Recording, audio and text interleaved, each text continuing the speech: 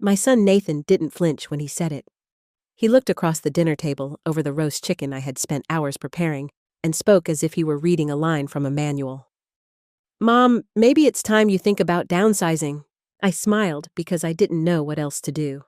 And then I excused myself to the kitchen carrying empty plates with hands that suddenly felt too heavy. 2 weeks later, I would be standing on the porch of a little adobe casita in Santa Fe Keys, in my hand watching the sun rise over the Sangre de Cristo Mountains, while Nathan and his wife Chloe were scrambling to figure out what had just slipped through their fingers. But let's not get ahead of ourselves. Before I tell you how I went from being a burden in my own house to finding peace under the New Mexico sky, tell me, where are you listening from tonight? Drop it in the comments. And if this story stirs something in you, hit subscribe, because tomorrow I've got another one waiting that you won't want to miss. My name is Eleanor Hayes. Most folks just call me Ellie. I spent 40 years teaching second graders how to spell words like kindness and courage. Funny, isn't it? How easy it is to teach those lessons to children and how quickly grown-ups forget them when life gets inconvenient. When my husband Tom passed from a sudden stroke 5 years ago, the house on Maplewood Lane became too quiet. Nathan was struggling with student loans and a startup business that never quite found its footing, so I offered him and Chloe a place to stay until they got on their feet. I thought it would be comforting to have laughter in the halls again, footsteps on the stairs, the scent of coffee that wasn't just mine. But over the months, little things began to change. My sewing machine, the one I'd kept by the window for decades, was hauled down to the basement to make room for Chloe's Peloton bike. The dining room buffet that once held Tom's Navy medals now displayed rows of scented candles and glossy cookbooks. And just last week, I found my grandmother's rocking chair tucked behind boxes in the garage, its paint chipped where Chloe had shoved it aside. I told myself these were small things. Just adjustments, compromises. Isn't that what family does? We share space. We bend. We make room for each other. But that night at dinner, when Nathan cleared his throat and said those words, downsizing, something inside me shifted. Downsizing. As if my life, my memories, my very existence could be reduced like clutter at a yard sale. I sat there nodding while Chloe smiled her perfect smile, sipping her sparkling water like it was champagne. She didn't even glance my way, just kept talking about new kitchen countertops she wanted to install once Mom finds a smaller place. Smaller place? For a smaller life, I suppose. I went to bed early that night, but sleep didn't come. I lay awake listening to the faint thrum of their TV downstairs, my chest tight, my mind racing. For the first time, I wondered if the house I had built with Tom's calloused hands and my endless patience still belonged to me in any way that mattered. The funny thing is, I wasn't angry. Not yet. What I felt was closer to grief. The kind of grief that comes not from losing someone suddenly, but from watching yourself slowly fade out of your own story. And yet, in that grief there was something else. A spark. A quiet voice that whispered, "Ellie, you're not done yet." I didn't know it then, but those words at dinner were the first crack in the life I thought I knew. The beginning of the end and the beginning of something else entirely. It didn't take long for Nathan's little suggestion over dinner to grow into something bigger, sharper. What started as a passing comment about downsizing turned into a drumbeat that echoed through the house in the weeks that followed. Chloe was the one who struck the beat Nathan, the one who let it play on without interruption. It came to a head one Saturday afternoon. Chloe had invited a few of her friends over, women she knew from her yoga studio and that boutique bakery she was always posting about on Instagram. I'd baked cookies thinking I'd be a good hostess the way my mother raised me. But when I came into the living room with the plate, I realized the conversation was already about me. Chloe was perched on the arm of the sofa, her blonde hair shining under the lamp, gesturing around the house as if she were giving a tour. "It's lovely," she was saying, "but it's just too much for someone Ellie's age, don't you think?" The room went still for a moment, and I swear I could hear the crack of my own heart. I stood there with my cookie smiling like a fool, while Chloe's friends exchanged polite, pitying glances. Nobody looked me in the eye. Nobody said, "Ellie, that's not fair." I wanted to disappear right then to melt into the carpet. Instead, I placed the plate on the coffee table. "Snickerdoodles," I said softly. Chloe didn't even pause, just thanked me like I was a caterer, and turned back to her audience. That night, I overheard them in the kitchen after the guests had gone. Chloe's voice low and urgent, Nathan's softer, hesitant. "She can't keep rattling around in this place forever," Chloe insisted. "It's holding us back. We need a home that's ours, not a museum of her memories." "A museum of my memories." Nathan didn't disagree. He just sighed and said, I know, but how do we make her see it?" They thought I couldn't hear. They thought age meant weakness, deafness, oblivion. But I heard every word, and I felt every word land like a stone inside me. The following week, the blow came harder. I was in the study sorting through Tom's old files when I found a thin folder tucked behind the insurance papers. At first, I thought it was another one of his meticulous budgets. Tom had always been careful with money, military man, orderly to the bone. But it wasn't his handwriting. It was Nathan's, and it was a copy of the deed to the house on Maplewood Lane. Our house. Except the owner listed wasn't me. It was Nathan Hayes, my son. My hands shook so badly I had to sit down in Tom's old leather chair. I remembered the afternoon a few months after Tom died, when Nathan had asked me to sign some papers for tax purposes. He'd told me it was just to make things easier in case anything happened, that it would protect me. And in my fog of grief, I hadn't read the fine print. I'd signed because he was my son, and he'd smiled that same boyish smile I used to fall for when he was 10, and wanted an extra scoop of ice cream. Now, staring at the paper, I realized I had handed him the very roof over my head. That night, I sat at the kitchen table long after everyone had gone to bed. The clock ticked louder than usual, or maybe it was just my heart. The deed lay in front of me, cold and undeniable. I pressed my palms against the wood grain of the table, the same table where I'd graded spelling tests, where Tom and I had planned our retirement trips we never got to take. And now, it felt like a stranger's surface. The next morning, I tried to bring it up. Nathan was sipping his coffee, scrolling through his phone, while Chloe blended one of her green smoothies. "Nathan," I began carefully, "I found the deed to the house." He didn't even look up. "Yeah, and it's in your name." Finally, his eyes flicked to mine, but only for a second. "Yeah, Mom, I told you that. For tax purposes. It's easier this way." Easier for who, I asked, my voice breaking, despite my effort to stay calm. He set the mug down harder than necessary. "Mom, please, don't make this dramatic. We're just trying to make life manageable. For everyone." And Chloe, ever the performer, chimed in with her syrupy tone. "Ellie, sweetie, you've had such a good run here, 30 years. But wouldn't it be nice to be somewhere designed for your stage of life? You'd have activities, friends your age, no yard work. Sunrise Village is beautiful. We even toured it online." My stage of life. Friends my age. Organized activities like arts and crafts at 2 p.m. and bingo at 6. I swallowed hard. "This is my home," I whispered. Chloe's smile never wavered. "Technically, it's Nathan's now. But we'll help you find something cozy, more suitable. Trust us, it's for the best." The cruelty was in the sweetness. The way she said "trust us," as though I were a child, not the woman who had raised her husband, who had buried her partner, who had kept this house alive through every storm Vermont threw at it. I excused myself before they could see the tears in my eyes. I walked out to the garden, to the lilac bush Tom had planted for me on our 25th anniversary.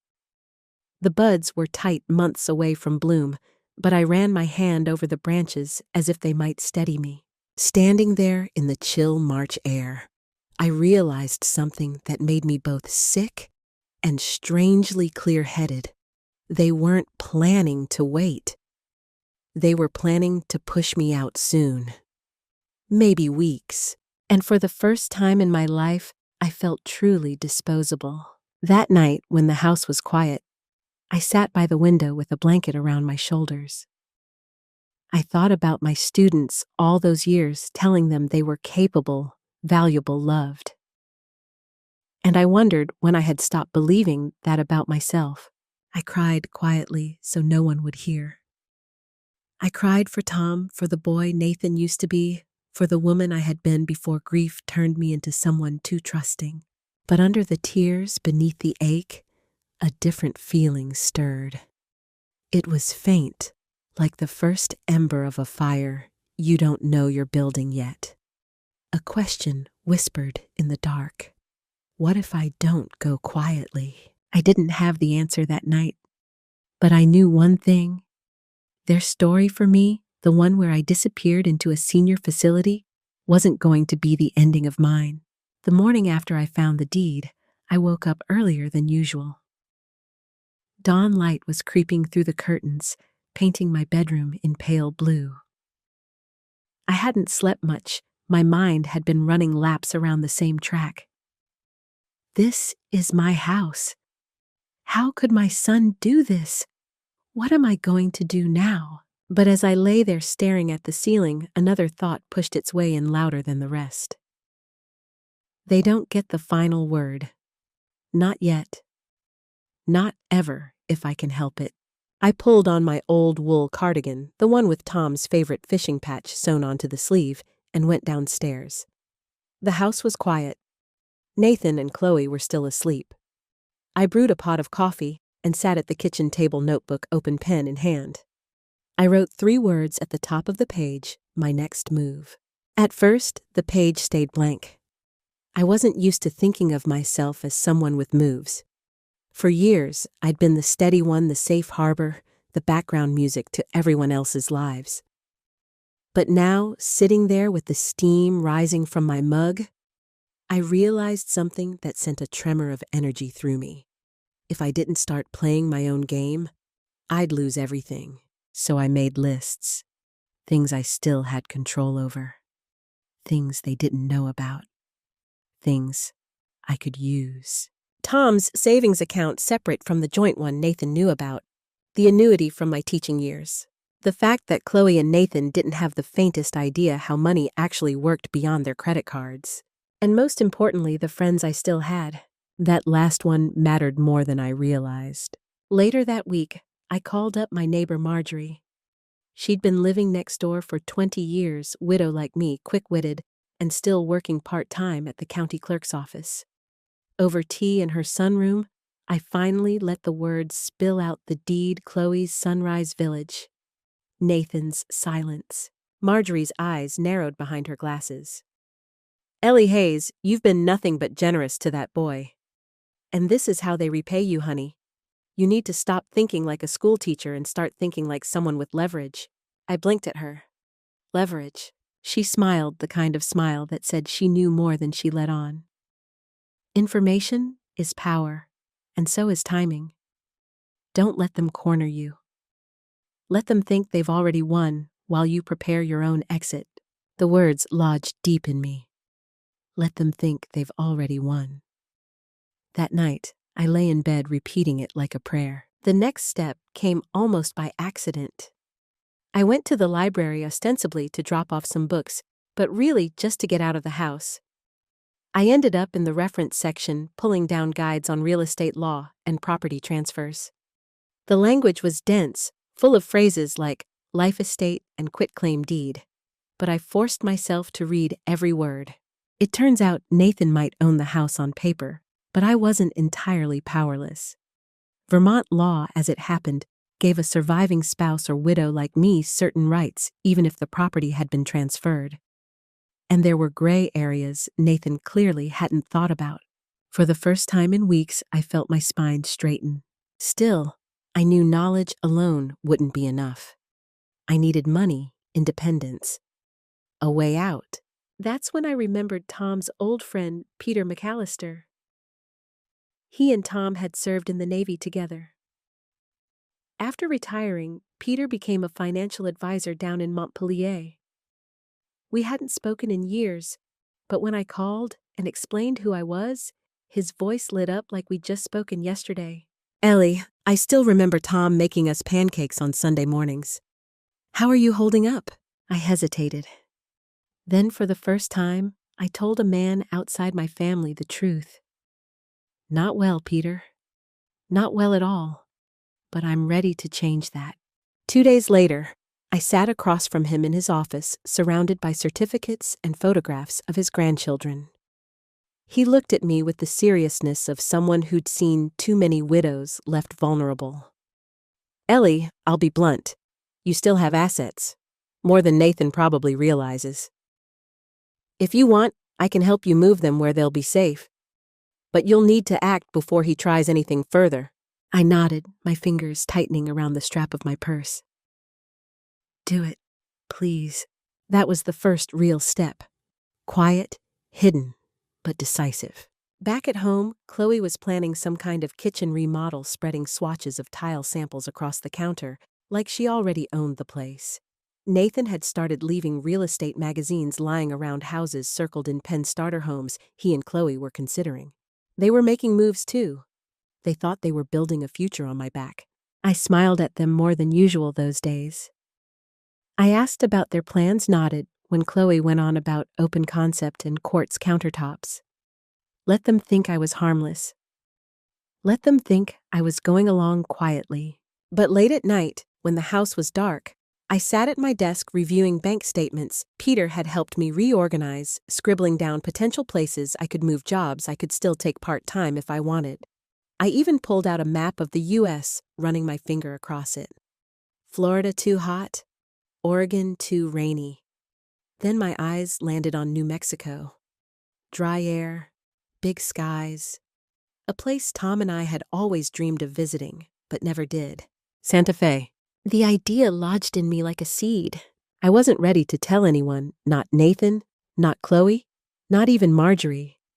But in the quiet, with my pen scratching across the page, I allowed myself to imagine it a small adobe home with a garden of desert blooms. A front porch where I could drink coffee as the sun rose over red mountains. A place that was mine and only mine. For the first time since Tom died, I felt something I hadn't felt in years. Hope. And beneath that hope, a steel edge was forming. Because if Nathan and Chloe thought they could erase me from my own story, they had no idea who they were dealing with. For a little while, things almost felt steady again. I had my plan tucked away in the folds of my mind, my secret map to freedom. But if there's one thing I should have known by 69, it's that secrets rarely stay quiet for long. It started with the envelope. One afternoon, I came home from the post office to find Chloe at the kitchen island, sipping iced coffee and scrolling through her phone.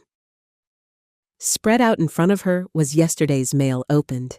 She didn't even look embarrassed when I walked in. "Oh, Ellie," she said, her voice sugary sweet. "You got something from a financial place in Montpellier. I figured it might be important, so I opened it. Hope you don't mind." She slid the torn envelope toward me. Inside was a brochure from Peter's firm, nothing incriminating, but still enough to make my stomach lurch. I forced a smile. "Next time, just leave my mail on the counter." "Of course," she chirped, unbothered, turning back to her phone. But I saw the flicker of curiosity in her eyes the way she filed it away.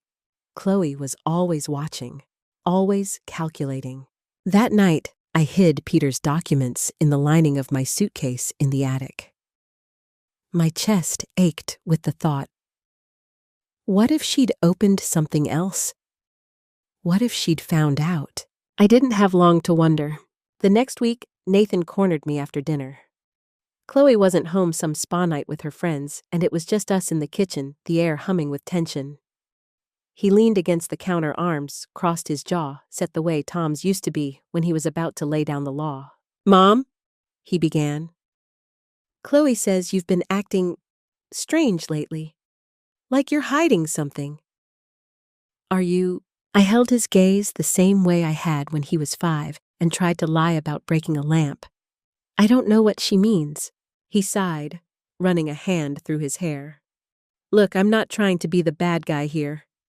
But Chloe and I, we can't build a life with this constant uncertainty. You're clinging to a house that isn't manageable anymore, and if you don't start making decisions, I'll have to. Legally, it's my name on the deed. There it was. The threat. I felt my throat tighten, but I forced myself to stay calm. You're right about one thing, Nathan. You are the one making decisions now. I just hope you can live with them. His eyes flickered something uncertain surfacing. For a split second, I thought maybe the little boy I raised was still in there, the one who used to beg me to stay up and watch baseball highlights with him past bedtime. But then his phone buzzed, and just like that, he was gone back into the man Chloe had shaped, distracted and self-righteous. After he left, I sat at the table with my cooling tea, my hands trembling.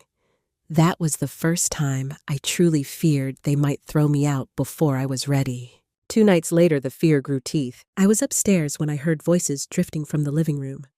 Chloe had her friends over again, glasses of wine clinking. I paused on the landing, listening. She's impossible, Chloe was saying. Still hanging on like this is her house. Nathan keeps telling me it's just a matter of time, but what if she drags her feet forever? Her friend giggled. What are you gonna do, evict your mother-in-law? Chloe's laugh was sharper. If I have to, yes. Honestly, she should be grateful we're even letting her stay this long. Most people her age are in retirement homes already. We've been more than patient. More than patient. I gripped the banister so hard my knuckles went white. It hit me then like a bucket of ice water. They weren't waiting for me to leave. They were planning to push. The next morning, their push arrived in the form of a glossy folder on the breakfast table. Sunrise Village Retirement Community. Photos of smiling seniors playing bingo watercoloring, gardening in neat little raised beds. Mom, Nathan said, gently sliding it toward me. We booked a tour for you next week, just to see your options. No pressure. But there was pressure in every word, every expectant glance. Chloe watched me like a hawk, her manicured fingers wrapped around her mug. I didn't touch the folder. I simply said, I'll think about it. Inside, though, something flared hot. Not fear this time. Not sorrow. Something closer to defiance. That afternoon, I called Marjorie. She came over with a thermos of sweet tea and that no-nonsense look in her eye. When I showed her the Sunrise Village folder, she snorted. Ellie, they're trying to box you in. You can't let them. I know, I whispered, tears stinging my eyes. But what if they force me before I'm ready? What if they throw me out? She leaned forward, her voice firm. Then you get ahead of them. You move first. They're expecting you to crumble. Surprise them. Her words sat heavy in my chest all night. Surprise them. But even as I clung to that thought, another obstacle loomed. A financial one. Peter called the next day. Ellie, there's a snag. Some of your annuity payouts are tied up longer than expected. We can move some funds now, but not everything. You'll need time. Time. The very thing I was running out of. That evening, as I lay in bed, I heard Chloe laughing downstairs. It wasn't joy, it was victory. I closed my eyes and reminded myself embers need oxygen. Pressure makes diamonds. If they thought they could corner me with spa nights and glossy brochures, they had no idea what kind of steel was still left in my bones. But first, I'd have to survive the storm bearing down on me. The folder for Sunrise Village sat on my nightstand for days untouched. Every time I glanced at those glossy pages, smiling seniors painting birdhouses, couples laughing over shuffleboard, I felt a heat rise in my chest. That wasn't my future. Not yet. Maybe not ever. But Nathan and Chloe seemed convinced it was. They started dropping hints like breadcrumbs. Chloe would wave around articles about downsizing for seniors. Nathan would sigh dramatically when the gutter crew came to clear the leaves, as if to remind me I was falling behind. Then came the night they crossed the line. It was a Thursday. Chloe had cooked dinner, or rather reheated takeout, and plated it nicely, and invited Nathan's colleague and his wife over. The four of them sat around my dining table drinking wine I'd bought, eating food I hadn't been asked about, laughing too loud.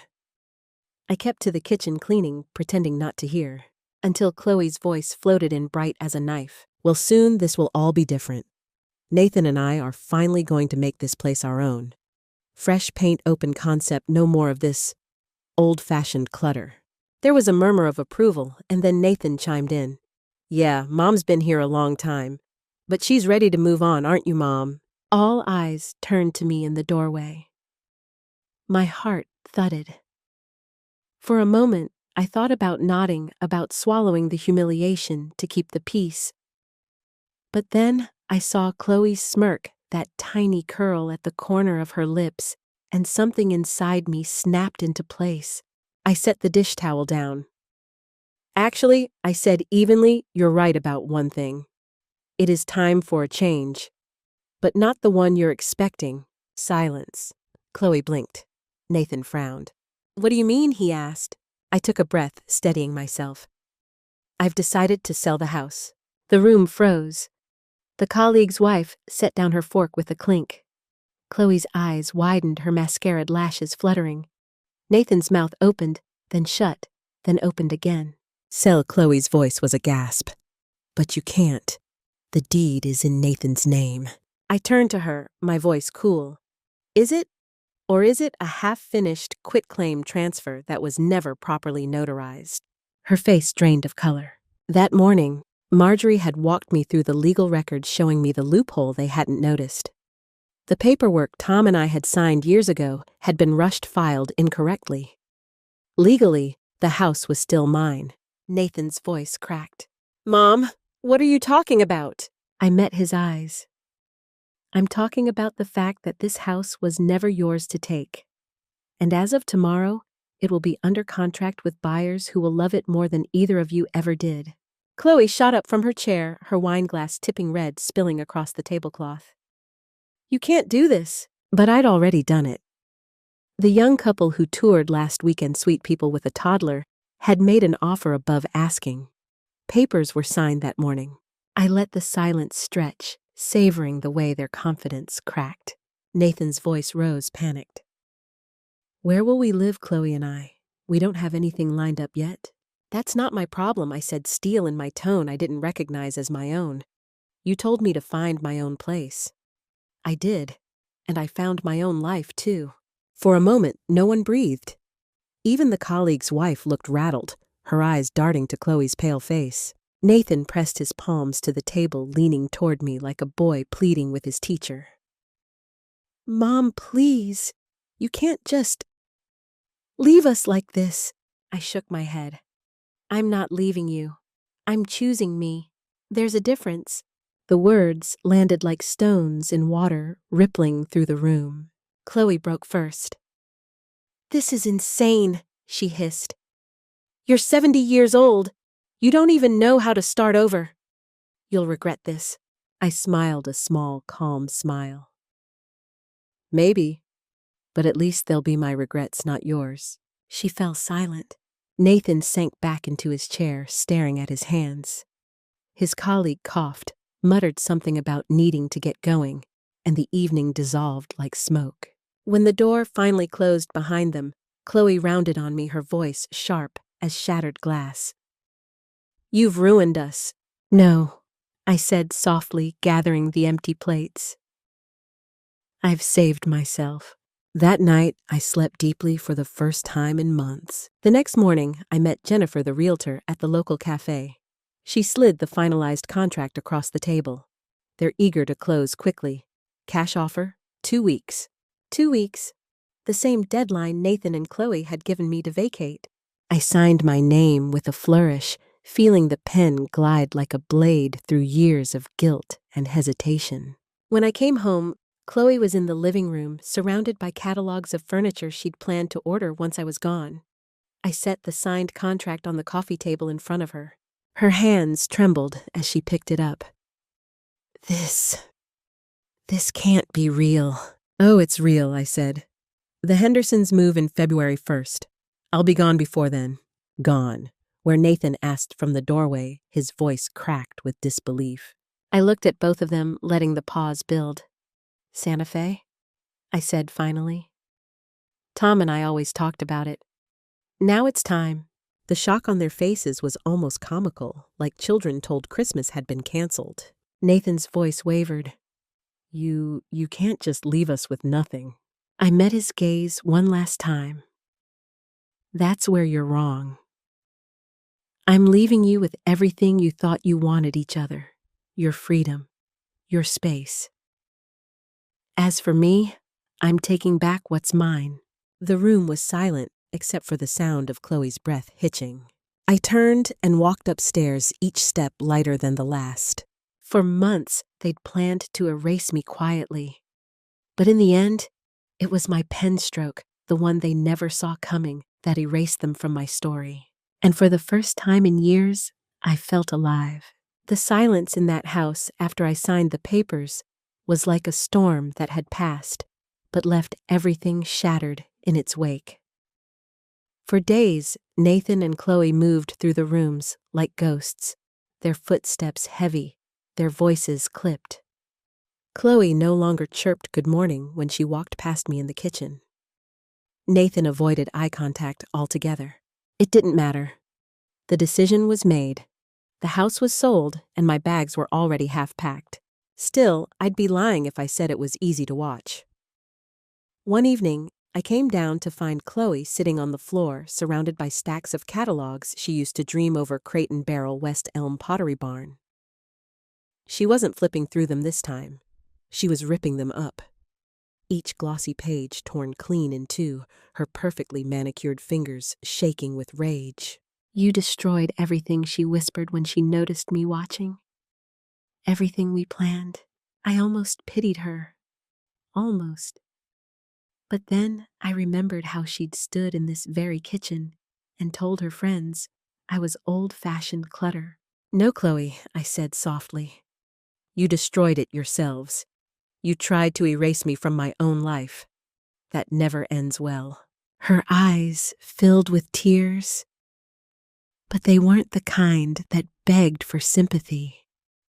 They were the kind that came when a plan crumbled, when the perfect image in your head disintegrated and left you with nothing but yourself. Nathan fared no better. He stayed out late, came home smelling of beer and regret. One night, I overheard him on the phone in the garage, his voice low and desperate. Yeah, I know, he muttered. We don't have a down payment. No, my mom's not helping us. She sold it. The house is gone. Gone. The word echoed into the rafters like a funeral bell. I should have felt vindicated. And I did partly. But beneath the satisfaction was a quieter ache, the kind only a mother knows. I hadn't raised him to depend on me like this. I hadn't raised him to let someone else dictate his future. Somewhere along the line, I had given him too much, and he had mistaken it for forever. The closing day came faster than any of us expected. The Hendersons stood in the living room with smiles stretched across their faces, admiring the crown molding the wide porch, the garden out back that I had poured decades into. They signed the final documents with a kind of reverence, promising me they'd cherish the place. Nathan and Chloe stood off to the side, their expressions unreadable. When it was over, the realtor handed me the check. $460,000. My freedom printed in black ink. Chloe turned to me, her voice brittle. So what now? You just leave us to figure it out. Like we're nothing to you. I tucked the check into my bag. No, Chloe, you're not nothing, but you're not my responsibility either. She flinched like I'd slapped her.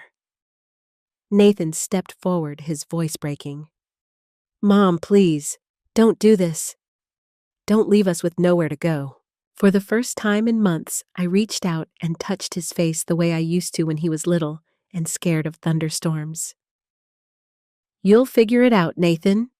You have a job, you have your health, you have each other. It's time you learned how to stand without leaning on me. His shoulders sagged, the weight of reality pressing down at last. That night, I cooked one last dinner in that kitchen. Nothing fancy, just scrambled eggs and toast. Nathan and Chloe didn't join me. They were holed up upstairs whispering frantically about rental listings and budgets they'd never bothered to keep. The sound carried through the vents like a chorus of regret. I sat at the table alone, savoring every bite, every memory embedded in the walls around me. The laughter of birthday parties, the quiet hum of Tom fixing the leaky faucet, Nathan's school projects spread across the counter. All of it lived inside me now, not in these walls. The next morning, a moving truck pulled into the driveway. I'd marked the pieces I wanted shipped ahead to Santa Fe, my grandmother's quilt, a cedar chest full of letters, a few framed photos, and the rocking chair Tom bought me when Nathan was born. The rest would stay to belong to someone else's story. As the movers carried boxes, Chloe appeared at the top of the stairs, her face pale. "Ellie," she called down, her voice shaking. "Do you really think you can do this at your age alone?" I looked up at her, calm and steady. "Yes, because alone doesn't scare me. But being erased, that does. And I won't let it happen." She didn't reply. She just disappeared back into the bedroom, and I heard the muffled sound of her crying. Nathan, though, he came out to the porch as the movers finished. He stood there awkwardly, his hands shoved into his pockets, the boy in him warring with the man. "I'm sorry," he said finally. The words were ragged, but they were real. "I know," I answered, "but sorry doesn't change choices. You'll have to live with them now." We stood there for a long moment, the January air cold on our faces. Finally, I reached out and squeezed his hand. "Take care of yourself, Nathan." His eyes brimmed, and for a heartbeat, I saw the little boy again, the one who used to draw me stick-figure Mother's Day cards. Then he blinked, and he was gone. That evening, I checked into a small inn on the edge of town. From my window, I could see the outline of the house one last time, lights glowing in the windows, where Chloe moved frantically from room to room, packing, planning, panicking. It wasn't revenge that settled in my chest that night. It was relief. They had tried to script my ending for me, but I had taken the pen back. The rest was theirs to face. 2 days later, a text buzzed on my phone. "Nathan, we signed a lease. 1 bedroom near the mill. It's not much, but it'll do." I stared at the message for a long while, then typed back, "Good. You'll make it work. I believe in you." No reply came, and that was fine. As the train carried me south the next morning, I pressed my forehead to the window and watched the snowy hills of Vermont fade into the distance. The past was behind me, shrinking smaller with every mile. Ahead lay desert skies, wide horizons, and a life I hadn't dared imagine. Nathan and Chloe had lost a house. I had found myself, and that I realized was the real inheritance. Santa Fe greeted me with open skies and colors I didn't know existed. The mountains weren't just gray, they shifted from violet to rose at dusk, like the earth itself was painting with a wide brush. The air was thin, clean, sharp with sage and wood smoke. And for the first time in years, I felt like I could breathe. I rented a small adobe casita on the edge of town. It wasn't grand, but it was mine, rounded walls the color of warm clay, a little courtyard where sunlight spilled like gold every morning. I unpacked my grandmother's quilt onto the bed, set my rocking chair by the fireplace, and placed Tom's photograph on the mantel. Just enough of my past to honor it, but not so much that it weighed me down. The first night, I sat outside beneath a sky so full of stars, it seemed impossible. Back in Vermont, the trees and clouds always covered half the view. Here, the whole heavens revealed themselves at once. I wrapped myself in a shawl, sipping tea, and realized something. I wasn't just starting over. I was starting right. Of course, there were adjustments. I got lost more than once on winding desert roads, learning which grocery store carried decent coffee, which farmer's market had the best chile. I stumbled through conversations with locals smiling at their warmth, even when I didn't know quite how to respond. But with each small success, I felt myself expanding again, like a plant repotted into soil that finally fit. Every Thursday, I joined a community art class at a converted warehouse downtown. Clay watercolors weaving whatever you wanted to try. I chose pottery, though my first bowl looked more like a collapsed hat. The woman next to me, 75 and sharp-tongued in the best way, patted my arm and said, "Honey, we're all just mud until someone gives us shape." That line stuck with me. By the second month, I had a rhythm. Mornings were for walking the canyon trails, afternoons for learning new things, evenings for sitting by the fire with a book. I wasn't lonely, not really. People here looked each other in the eye, asked how you were, and waited for the answer. And slowly, friendships sprouted. One day at the market, I met Maria, a widowed schoolteacher, with silver hair tied in a braid down her back. She sold woven blankets at her stall and insisted I come by her church group's tamale dinner. Another time, a young couple invited me to join their gallery opening, and I found myself sipping wine among artists half my age, yet treated as though I belonged. Back in Vermont, I had been fading into the wallpaper of my own home. Here I was, learning to paint myself in again, bold colors, messy strokes, but alive. And then one quiet Sunday, Nathan called. His number lit up my phone, and my heart thudded the way it always did when it came to him. "Mom," he said softly. "We're okay. The apartment's small, but it's teaching me things. Responsibility. Humility." I smiled into the receiver. "Good. That's what I always wanted for you. To learn how to stand on your own." There was a pause. "I know I failed you, but I hope it's not too late for us." "It's never too late," I told him. "But from now on, our relationship has to be built on respect, Nathan, not convenience." He exhaled, shaky but real. "I understand. I'm trying, Mom. I really am." We didn't say much more. We didn't need to. It was a start. A tender sprout in soil that had been dry too long. After I hung up, I sat in the courtyard watching the desert bloom in the late afternoon sun. And I realized the anger I'd carried was gone. Not because what they did was excusable, it wasn't, but because carrying anger any further would only weigh down this new life I'd fought for. Forgiveness, I decided, wasn't about letting Nathan and Chloe off the hook. It was about unclipping the anchor from my own chest. One evening, Maria invited me to help her plant lavender in her yard. As we pressed seedlings into the soil, she asked how I'd come to New Mexico. I hesitated, then told her the truth, the eviction that wasn't an eviction, the betrayal that became my freedom, the house I'd poured 30 years into, that I had walked away from. She listened without interruption, then smiled. "You know what I hear in that story." "What?" "That you finally granted yourself the wish you'd been granting everyone else for decades." Her words startled me.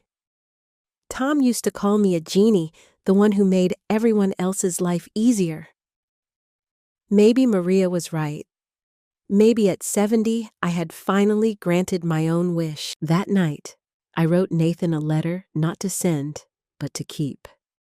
I wrote about love that bends without breaking, about the way children can wound you without meaning to, about the courage it takes to stop being convenient and start being whole.